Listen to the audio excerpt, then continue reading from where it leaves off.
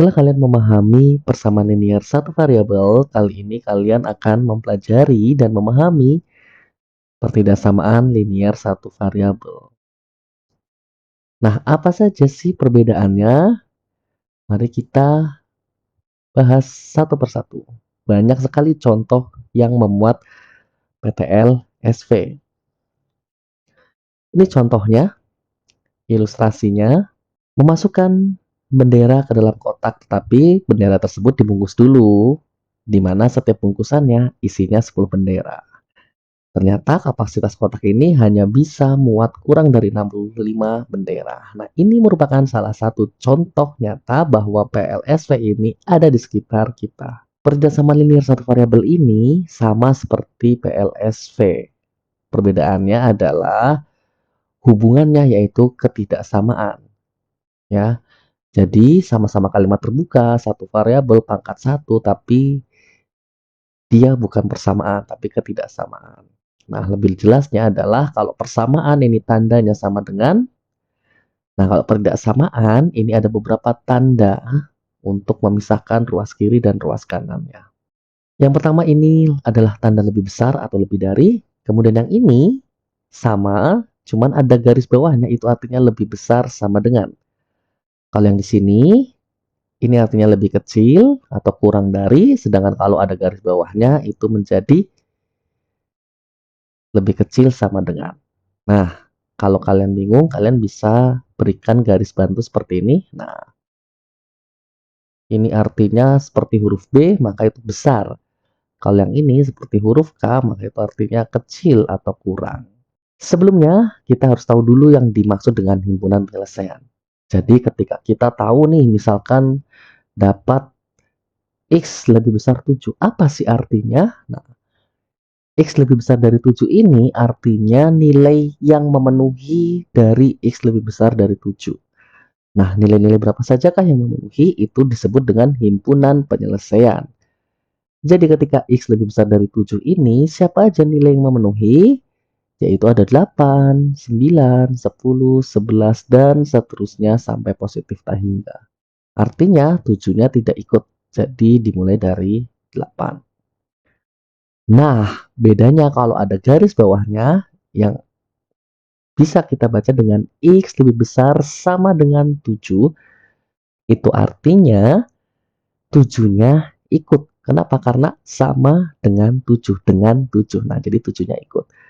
Atau dengan kata lain, di dalam bahasa Indonesia mungkin kalian pernah dengar kata minimal. Nah, lebih besar sama dengan ini artinya minimal. Nah, kalau lebih besar sama dengan 7 artinya minimal 7. Maka itu artinya nilai yang memenuhi atau himpunan penyelesaiannya yaitu 7-nya ikut.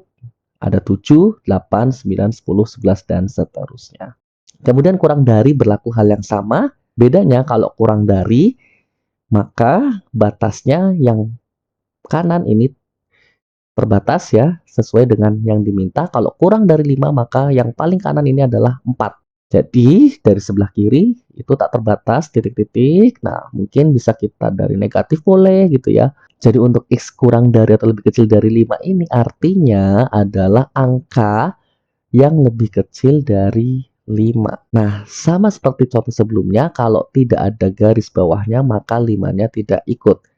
Jadi, dengan kata lain, itu adalah 4 yang batas di sebelah kanan. Jadi sebelah kirinya ini adalah negatif tak hingga.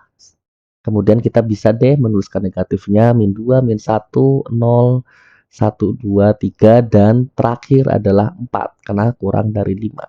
Kalian juga boleh menulis dari sebelah kanan. Jadi mulai dari 4, 3, 2, 1 ke kiri sampai nanti titik-titik. X kurang dari sama dengan 5 atau lebih kecil sama dengan 5.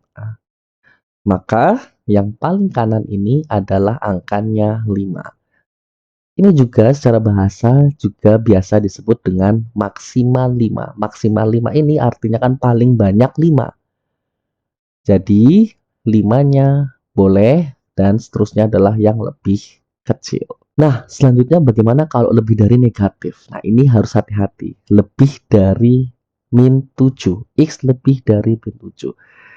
Ingat, Bilangan negatif ini jika diikuti angka yang semakin besar, justru nilainya semakin kecil. Kebalikannya, kalau angka negatif diikuti angka yang kecil, maka itu artinya semakin besar nilainya. Analoginya adalah kalau kita min 7 itu adalah keburukan atau dosa 7, maka yang lebih baik itu adalah dosa yang semakin mengecil, yaitu dosa 6, dosa 5, dosa 4, dosa 3, dan seterusnya sampai punya pahala atau kebaikan.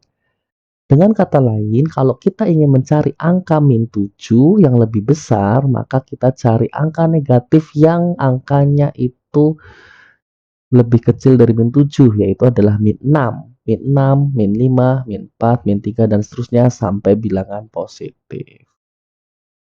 Selanjutnya, kalau ada garis bawahnya, maka itu artinya minimal, dan sama perlakuannya, min 7-nya ikut, dan hati-hati seterusnya adalah bukan min 8 tapi min 6. Jadi harus negatifnya semakin mengecil, itu kalau nilainya lebih dari. Kebalikannya, kalau kurang dari itu artinya kita mencari angka negatif yang lebih besar. Jadi kalau kurang dari min 5 itu sama saja mencari yang lebih buruk dari 5, yaitu buruk 6, buruk 7, dan seterusnya. Kita beri titik-titik di sebelah kiri, kemudian kita tulis beberapa contoh angka. Kita bisa dari min 9, min 8, min 7. Yang penting adalah batas maksimalnya adalah min 6. Nah, kalau yang ada garis bawahnya, maka itu artinya maksimal min 5, maka batas paling kanannya ini adalah min 5.